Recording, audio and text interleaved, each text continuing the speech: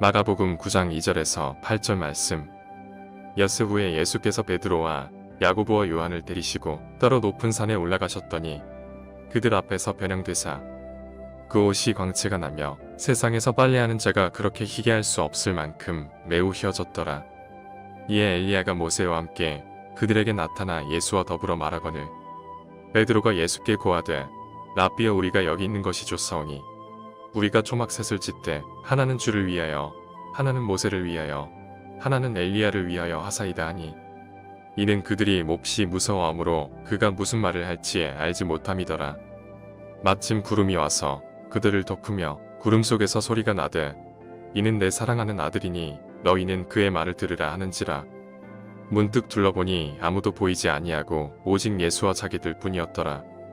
아멘.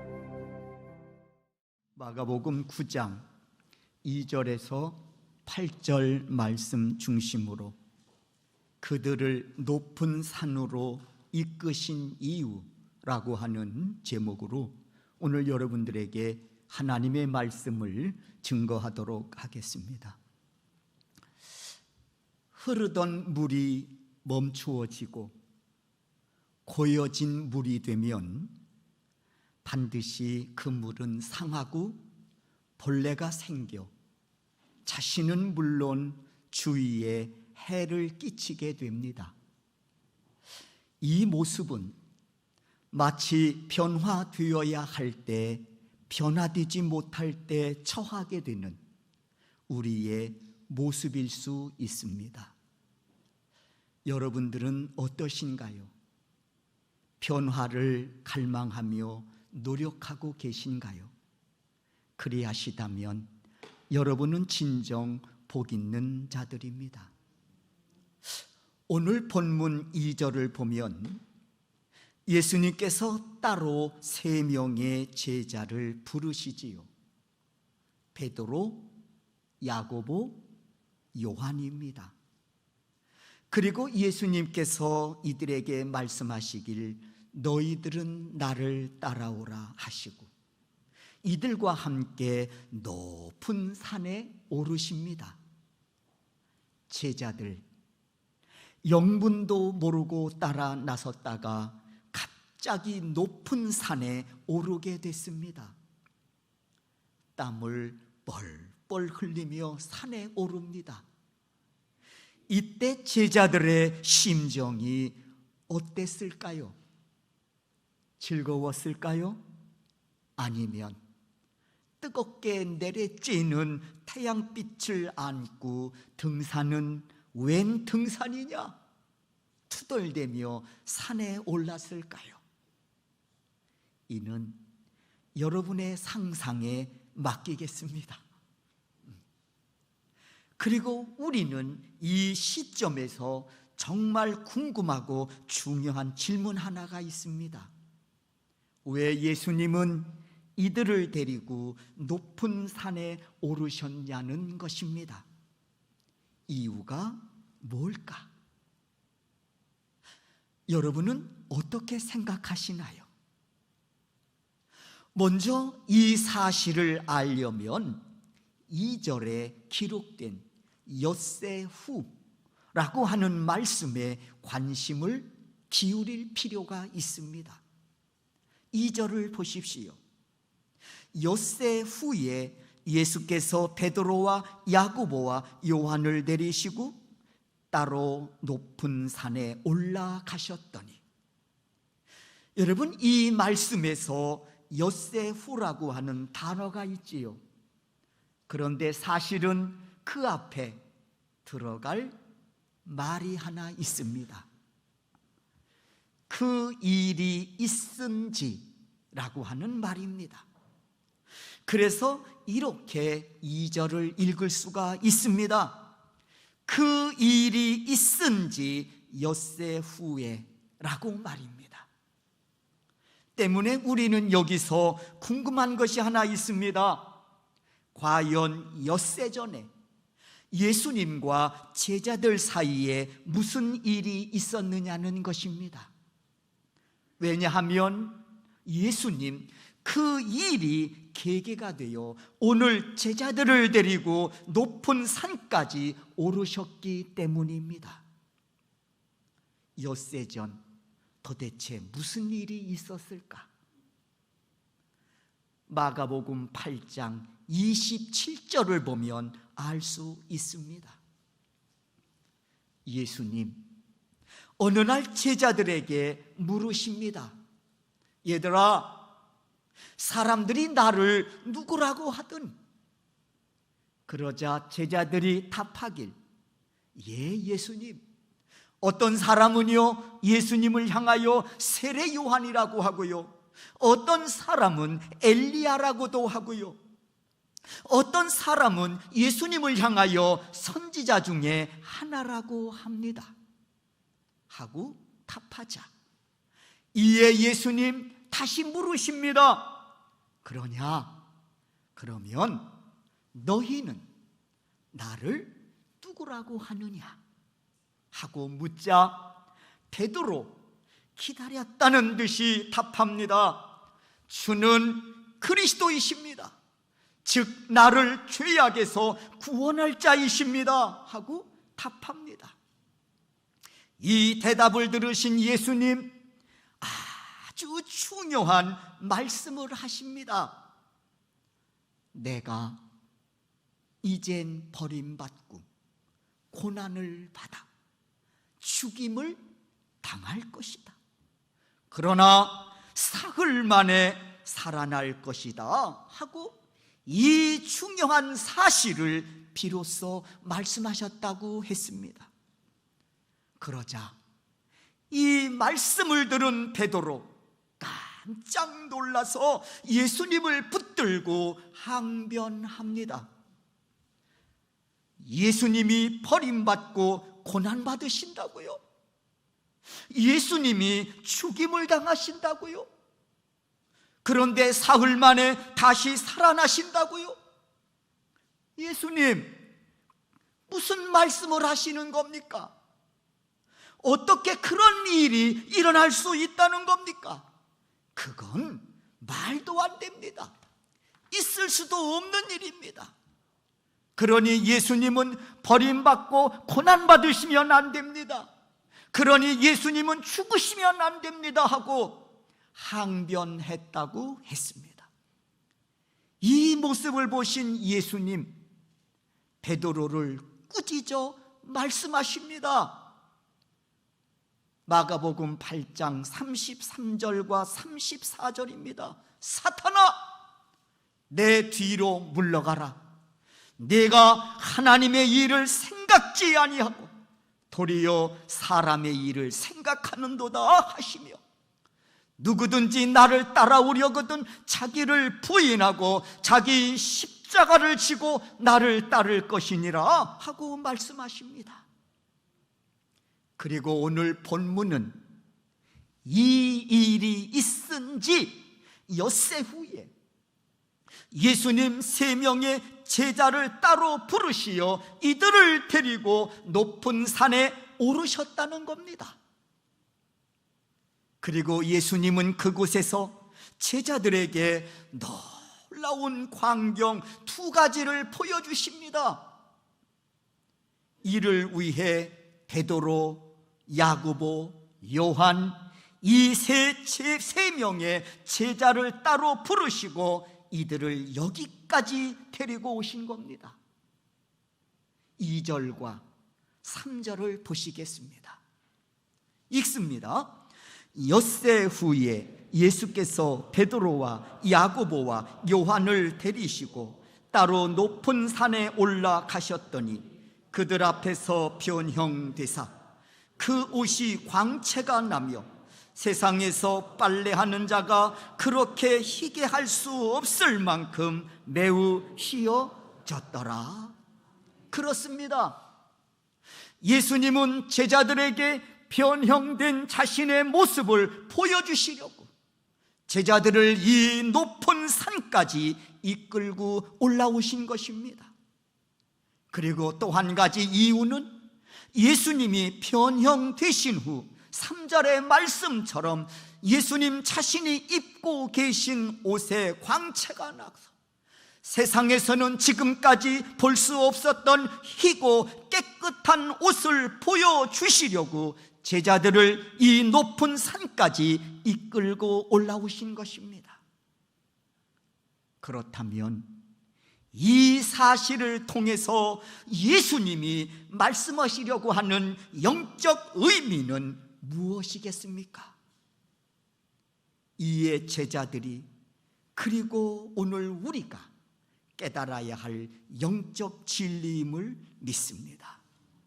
오늘은 그 첫 번째 변형되신 예수님의 모습이 주는 영적 의미만을 살펴보려고 합니다. 소원하기는 이에 관해 말씀을 나누을 때 본문이 주는 영적 의미를 깨달을 뿐만 아니라 그 깨달음 속에 예비해 놓으신 은혜까지 듬뿍 받으시는 시간 되시기를 주의 이름으로 축원합니다. 변형된 예수님의 모습입니다. 2절 하반절입니다. 그들 앞에서 변형되사. 여러분, 이 말씀에 관해 같은 사건으로 마태복음 17장에도 기록되어져 있습니다. 마태복음 17장 2절에서는 그들 앞에서 변형되사 그 얼굴이 해같이 빛났다라고 말씀합니다. 이처럼 예수님 제자들 앞에서 변형된 자신의 모습을 보여주고 계십니다. 왜 그리 하셨을까? 예수님은 왜 이 제자들 앞에서 변형된 자신의 모습을 보여주고 계실까? 이들이 수제자였기 때문이었을까? 이들이 12명의 제자 가운데의 빅3 수제자였기 때문이었을까요? 아닙니다. 절대 아닙니다. 3명의 제자들이 그렇게 알았더라면 그것은 착각입니다. 크게 잘못 알고 있는 거예요. 이들에게 예수님께서 친히 변형된 자신의 모습을 보여주신 이유는 누구보다도 이 3사람이 가장 먼저 변화되어야 할 사람들이었기 때문이었습니다. 니들이 먼저 변화되어야 된다. 그래서 예수님은 이들을 높은 산에 데리고 올라가셔서 변형된 자신의 모습을 보여주고 계신 겁니다. 빅3가 되었기 때문이 아닙니다. 때문에 이 산을 변화산이라고 부르는 것입니다. 그러므로 이때 이들은 깨달아야 했습니다. 누구보다도 자신들이 먼저 변화를 받아야 할 사람이라는 것을 그때 이들은 깨달아야 했습니다. 사복음서를 살펴보면 이 3명의 제자들이 등장할 때마다 문제가 생겨요. 시비가 일고 불평불만이 터져나오고, 이뿐만이 아니에요. 못된 일에 이들은 앞장서 선동까지 합니다.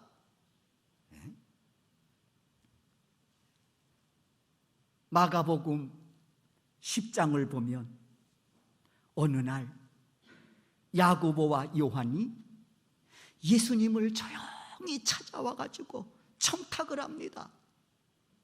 예수님, 당신이 영광 중에 이르실 때에 우리 중 하나는 우편에 세워주시고 위정이 되고 싶은 거야. 그리고 우리 중에 한 사람은 좌편에 세워주십시오.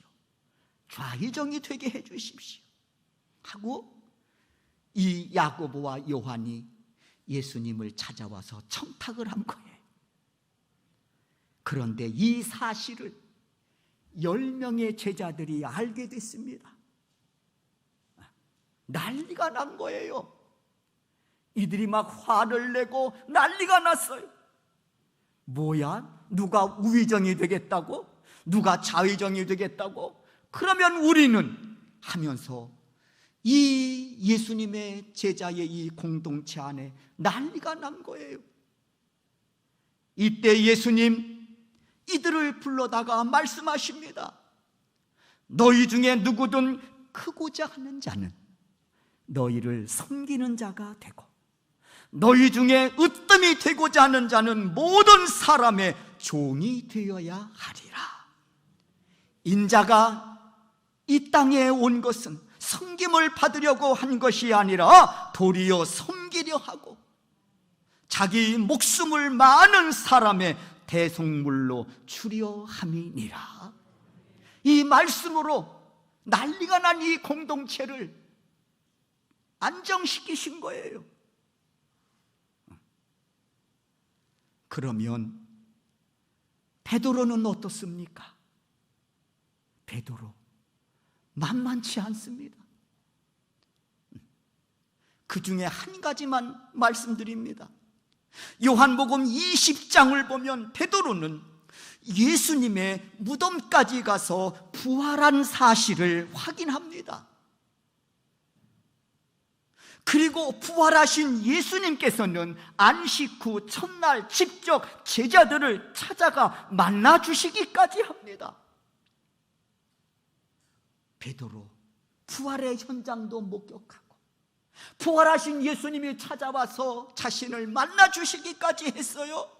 그런데 베드로의 태도입니다. 부활하신 예수님을 만나고도 고작 한다는 짓이, 야, 나는 갈릴리 바다에 가서 고기나 잡으련다 하면서 제자들을 선동하고 이들을 이끌고 갈릴리 바다로 고기를 잡으러 간 겁니다.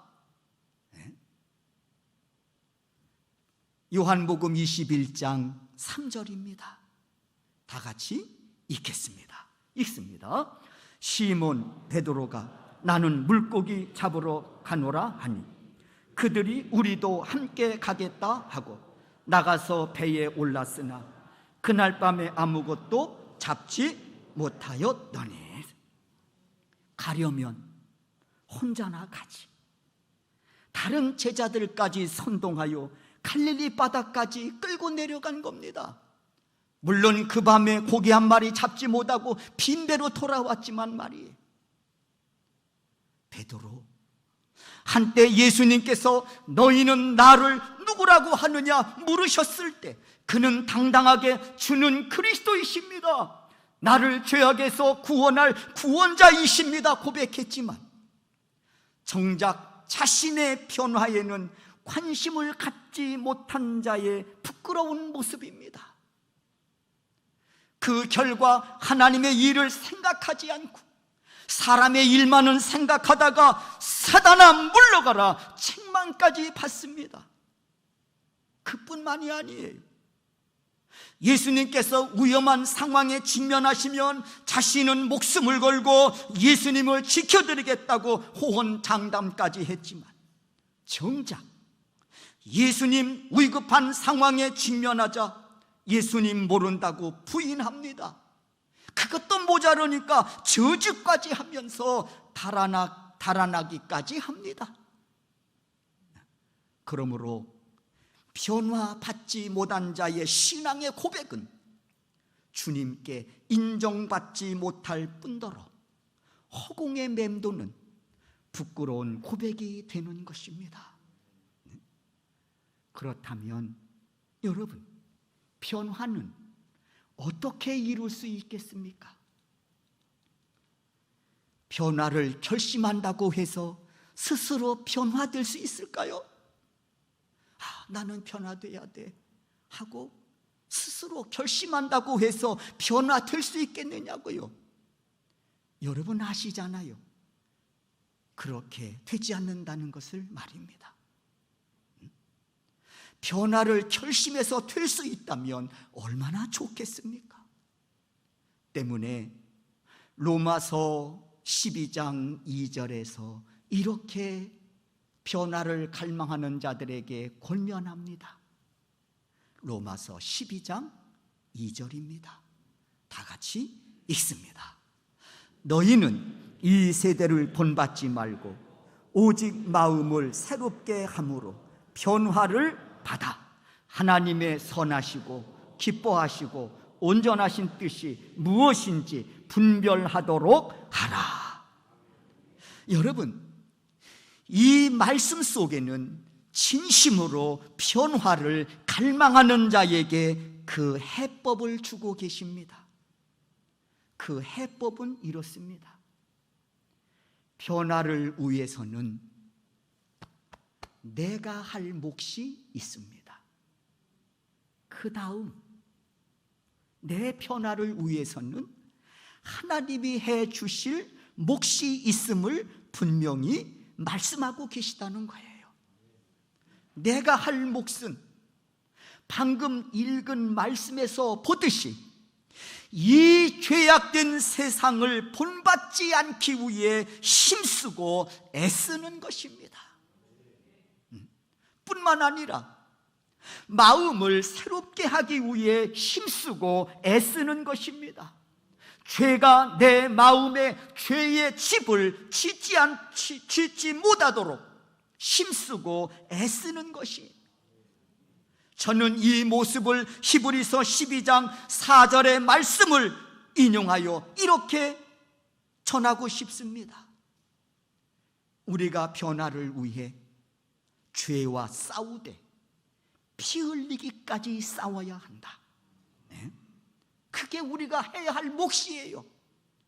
우리가 내 자신의 변화를 위해서는 죄와 싸우되 피 흘리기까지 싸워야 한다는 것입니다. 왜냐하면 변화를 가로막는 가장 큰 장애물은 바로 죄악이기 때문에 그렇습니다. 때문에 변화를 위해 죄와 피 흘리기까지 싸워야 합니다. 그럴 때 하나님께서 주시는 은혜가 있다고 말씀합니다. 이 은혜는 마치 선물과 같은 거예요. 바로 변화의 은혜입니다. 그래서 로마서 12장 2절에서 말씀합니다. 변화를 어떻게 하라고요? 받으라. 변화를 받으라. 그렇습니다. 우리가 죄와 피 흘리기까지 싸워 이 악한 세대를 본받지 않고 내 마음을 새롭게 하고자 할 때 하나님 반드시 능력으로 도우사 나를 변화시켜 주신다는 것입니다.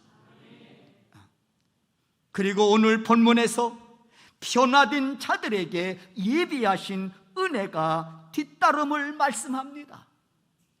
저는 이 말씀의 주인공이 되어 오늘을 살아가는 여러분 되시기를 주의 이름으로 축원합니다.